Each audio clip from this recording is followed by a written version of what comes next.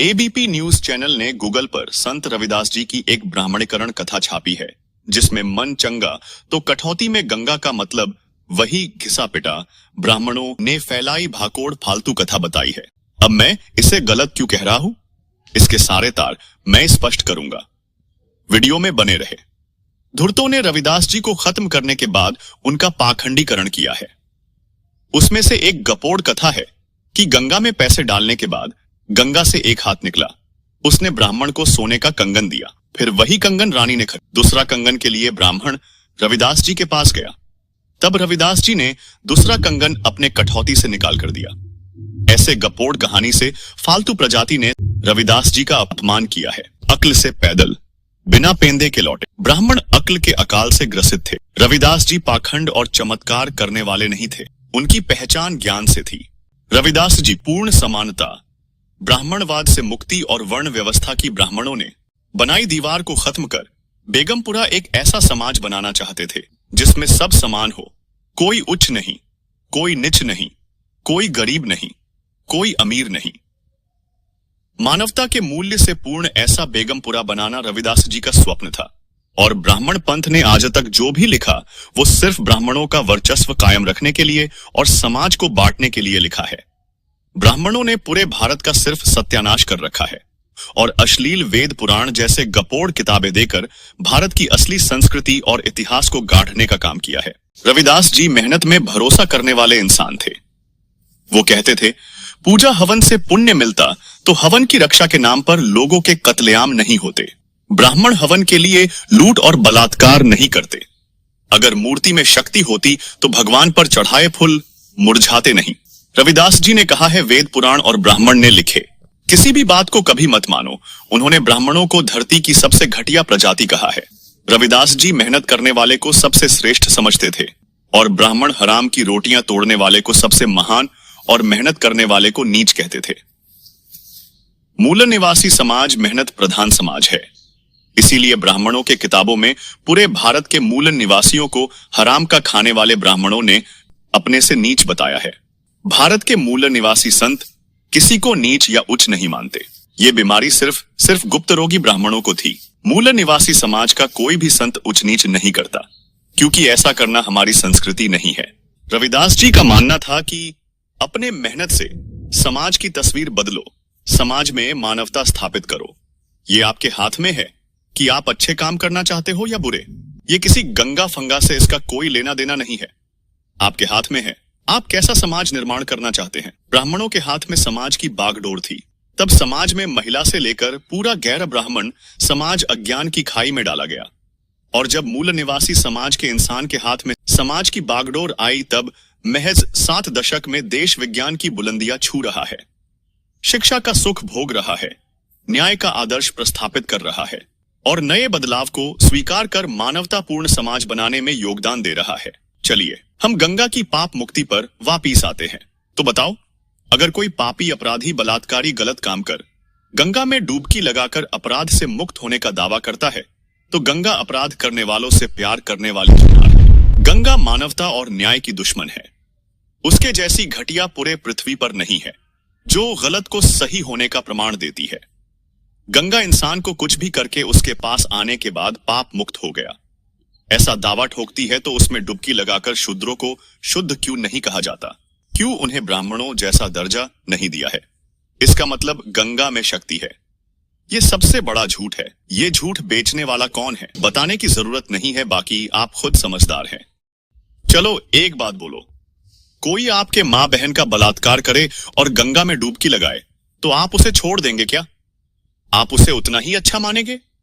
अगर वो हर दिन महिलाओं का बलात्कार कर डुबकी लगाता रहे, तो भी आप उसे सही मानते रहेंगे। यही काम ब्राह्मण वास्तव में मूल निवासी महिलाओं के साथ करते थे और नदियों में डुबकी लगाकर अपने आप को पवित्र कहते फिरते थे।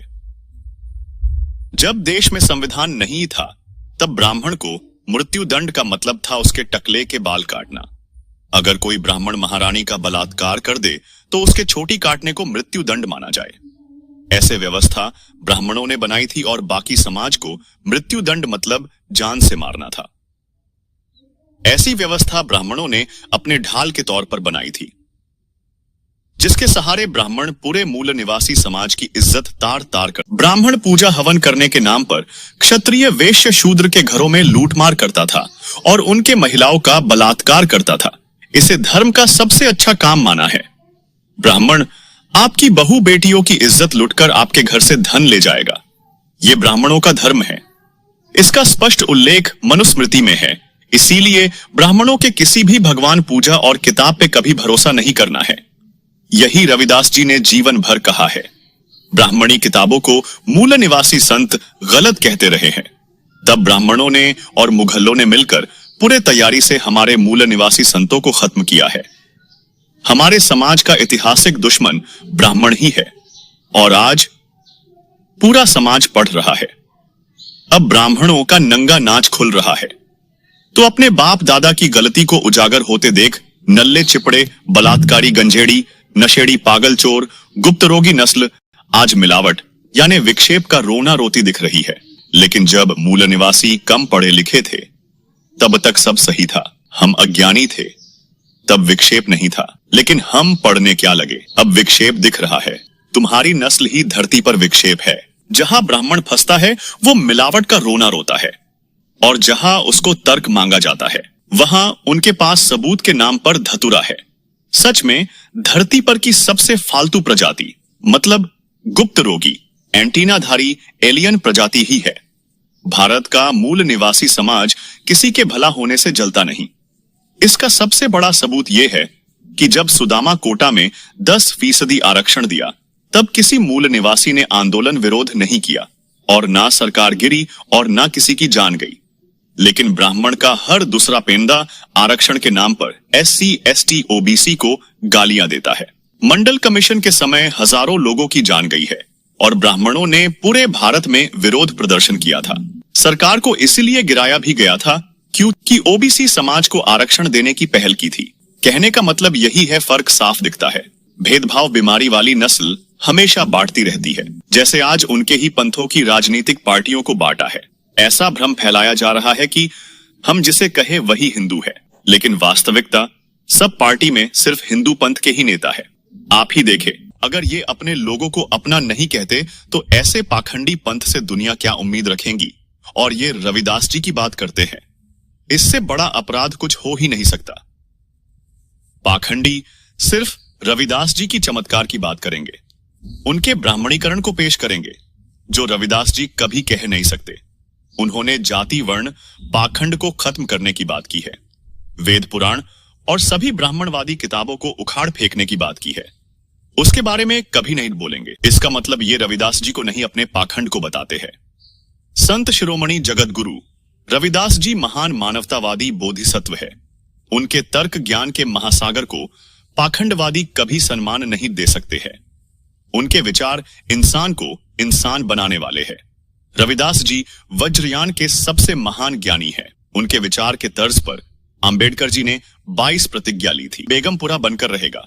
संविधान से बेगमपुरा के पथ पर देश चल पड़ा है। रविदास जी का जबरदस्ती ब्राह्मण गुरु बताना, जिसका कालखंड उनके समय से भिन्न था, ऐसे ही हर बात में जबरन पाखंड मिलाया गया है। अब आप अपने दृष्टि खोलकर अपने संतों को खोजिए। जय बोधिसत्व जगत गुरु रविदास जी की जय हो। जाता है वहां।